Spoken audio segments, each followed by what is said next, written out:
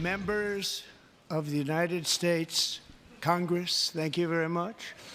And to my fellow citizens, America is back.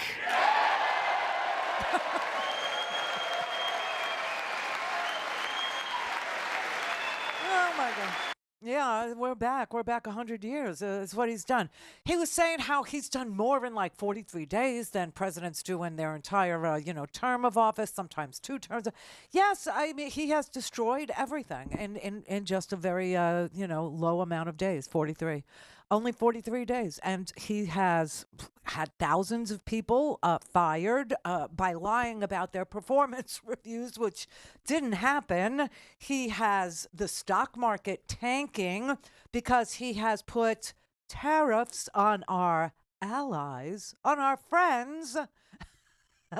He has cut off Ukrainian defense systems. He has cut off Ukrainian intelligence information so they can't plan any of the incoming, to protect their cities. They can't do any battlefield planning. They can't, nothing like that. He has turned the Oval Office into a massive, massive circus.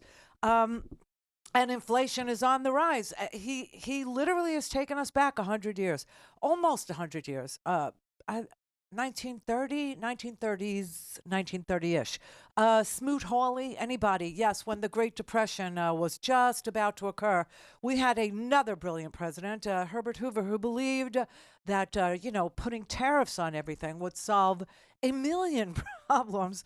And what it did was throw the whole world, into a massive global depression. And we have that quality of leader now. So, yeah, it was like, this thing was really, really stinking long. It was so long. It was like 99 minutes of really bad moments, one after the other, after the other, after the other. It was insane. It was so terrible. And there was some doozies of lies in there. And he's shameless. I mean, the guy is just absolutely 100% shameless. He stood there on the stage for over 3 minutes, okay, talking about bullcrap regarding dead Social Security recipients getting checks. And that if we weren't sending checks to the dead Social Security recipients, one of which he said was 300 plus years old. One person in Doge's findings is older than this country. So what records were they looking at? You couldn't, and yet the Republicans, the J.D. Vances and the, Mike Johnson sitting behind him, not agreeing. So listen, any problem you might have with Democrats' decision to even attend, or any beef you have with Al Greene, a 78-year-old man whose district is literally dependent on Medicaid, standing up and saying to Donald Trump, don't cut Medicaid.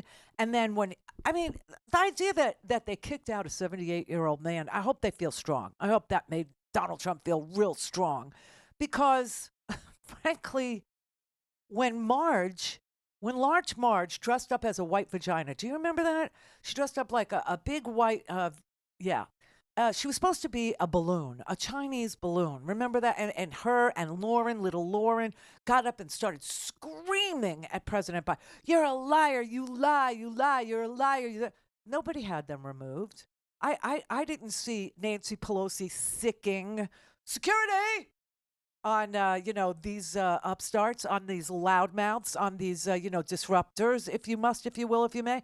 I didn't see anybody do anything to what's his face, Wilson, Joe Wilson. You lie. He started this whole, hey, let's just blurt crap out, and distract from what's going up on stage.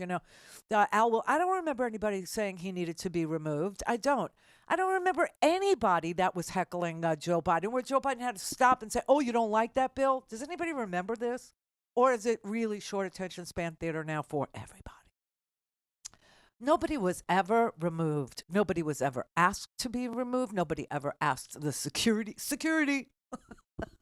And the sergeant at arms, I don't know who this guy was, but he didn't seem to know what he was doing. it was really weird, the whole episode with Al Green standing up. Here, I'll play that for you, and then I'm going to play you my mashup of what I thought the speech was last night. But this is Al. Wow, that's loud. Finding that members continue to engage in willful and concerted disruption of proper decorum, the chair now directs the sergeant-at-arms to restore order. Remove this gentleman from the chamber.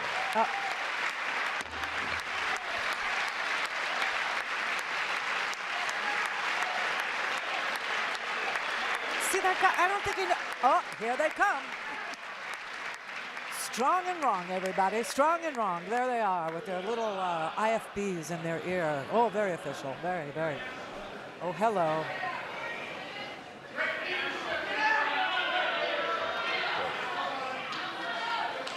What is this? What is this guy? What is this guy? Woo! Did you see him? You see him? Did you see this guy? Woo! What was that? What the hell? They're like frat bros, man. They're terrified of Al Green. Get him out. Bring in the guys with the IFBs. Make it look official. Come on, get him out. Okay. And then after Al Green stood outside the chamber and he said, listen, whatever punishment you have for me, I accept it. I do. I just come from a district where everybody is reliant on Medicaid. And I needed to tell the president not to cut Medicaid. And then when everybody was jeering him and everybody was calling for security, he was like, what he said was, to all of those while he was pointing it, he said, you should be ashamed. You should be, and they should be. They were acting like, a bunch of frat bros. I mean, the speech was so bad. I mean, it was just so Here's the speech, the whole thing. Okay, here it is. Joe Biden, transgender, woke Elon Musk. That was it. That's what you missed. There was nothing in there about inflation except to blame Joe Biden. He blamed Joe Biden for the price of eggs. Did anybody catch that? I mean, that was real special, I have to say. I just, wow. Joe Biden especially let the price of eggs get out of control.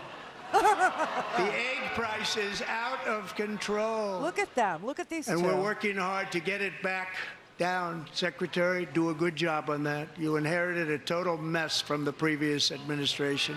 Inflation is going up on your watch. It was going down. It was almost at the goal of 2% inflation under Joe Biden. What are you talking about? What was he talking about? I mean, it was just so unbelievable. Normally when you watch him, you sort of kind of want to take a shower after, Last night, I wanted to boil my body in Pine Sol. I mean, I needed to be disinfected from this mess.